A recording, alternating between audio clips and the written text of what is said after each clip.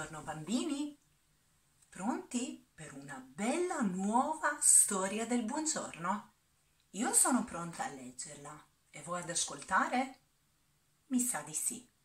Però attenzione, oggi si legge in rima e tranne per la rima, Dottor Seuss ci dà le indicazioni per un paese meraviglioso, il paese di Solla Sulla.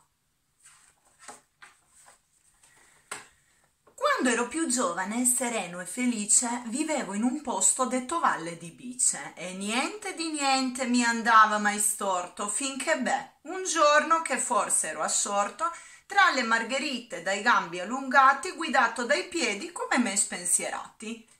Così cominciò, che botta, vi giuro, coi piedi inciampai su un sasso assai duro, spiccato un bel balzo, per aria volai e l'osso che in punta di coda slogai. E mai avendo avuto altri guai fino adesso, che sia il primo e l'ultimo, io dissi a me stesso: se i sassi ho visto e scanso con cura, mai più mi accadrà una sola sventura.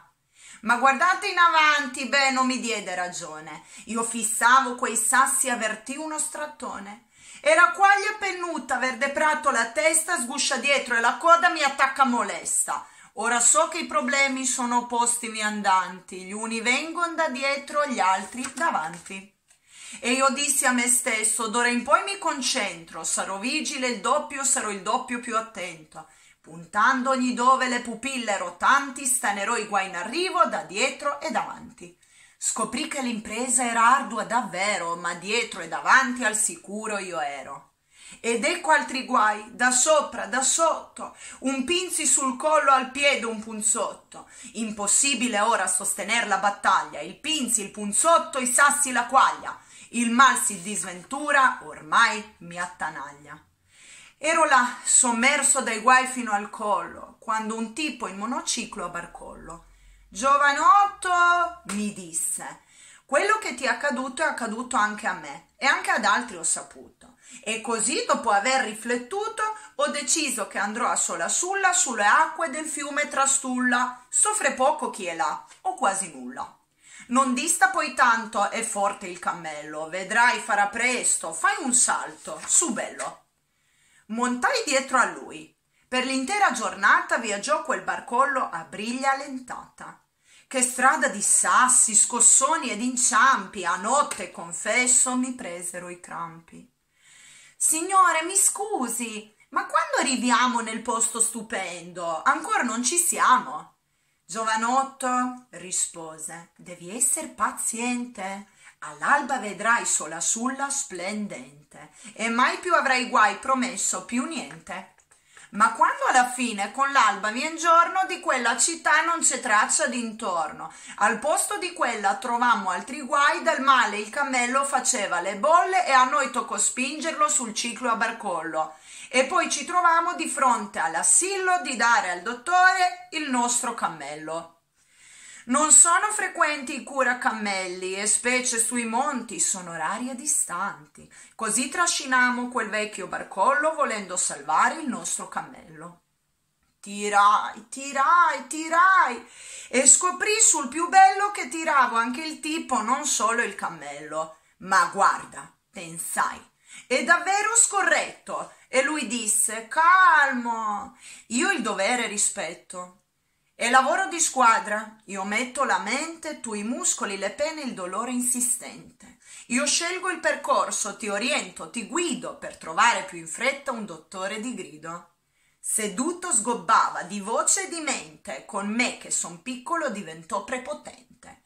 Diceva imperioso: vai a manca, vai a dritta, così tutto il giorno e la notte più fitta. Finché poi scovammo il dottore Tritelli, esperto in tonsille e anche in cammelli. È un caso gravissimo di stracamellite, occorre riposo per 100 giornate. Oh, che desiderio di entrare in quel letto, ma il tipo a barcollo mi spedì via solletto. Sei giunto oramai quasi a fine dei guai. Discendi quel colle, 2 curve seguenti, sei già sulla strada dei bus rotte ridenti. La prima partenza è alle 4 di notte, viaggia di getto e ti porta diretto. Così arriverai a Solasulla, bagnata dal fiume Trastulla. Soffre poco chi è là, o quasi nulla. Ecco, la fermata, fin qui tutto a posto, ma un piccolo foglio apposto a un bastone diceva: «Carissimi utenti, attenzione! L'autista signor Pio Stracotto, centrando 6 chiodi in un botto, le gomme a brandelli ha ridotto. Per ora il servizio si annulla, ci scusi chi va Solasulla. Vi auguro un gioioso cammino. Firmato il capo di Rotte Ridenti, Leo Dolcino». Così grazie al capo mi metto in cammino e i poveri piedi ringraziano Dolcino. Dopo 100 chilometri, che dolore ai miei piedi, si mise anche a piovere, seppur non ci credi. Ero fradicio e zuppo, quando un tratto ecco un tale che schizzando mi grida: «C'è il tifone invernale!»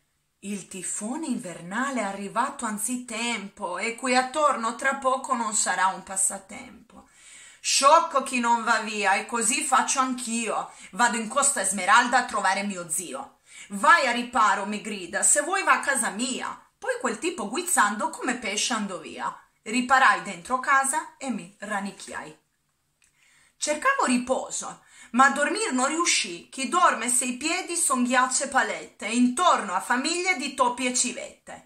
Per tutta la notte udì i ringhi e guaiti e il batter di denti dei topi atterriti, e mentre il tifone muggisce tremendo mi agito, scuoto, sbattacchio e tormento. Passate le 5 anch'io mi addormento.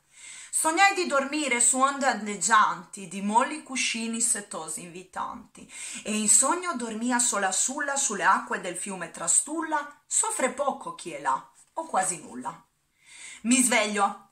Capisco che stavo sognando, il pluvio diluvio mi sta trascinando, la schiuma negli occhi, la bocca di fango, il naso pien d'acqua mi fischia gli orecchi e intorno civette coi topi sui becchi.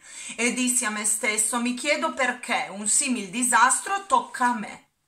Fluttuai 10 giorni senza il mio dentifricio, ormai rassegnato al mio sacrificio, quando un grido dall'alto: «Presto, prendi la fune!» mi avvertì che i miei guai eran giunti alla fine e gridai: «Grazie amico», risalendo il cordone.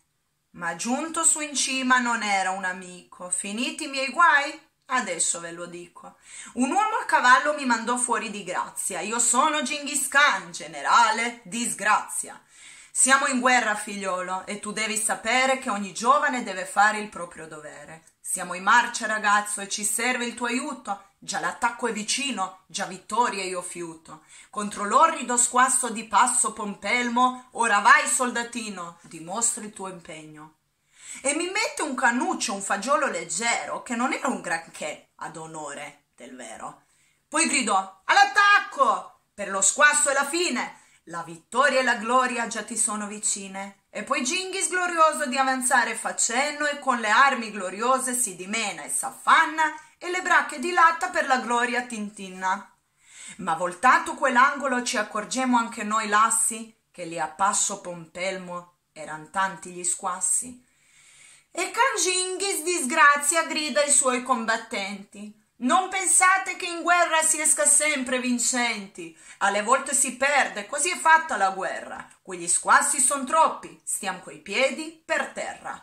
Vi propongo perciò la total ritirata». E l'esercito fugge su sui piedi di latta.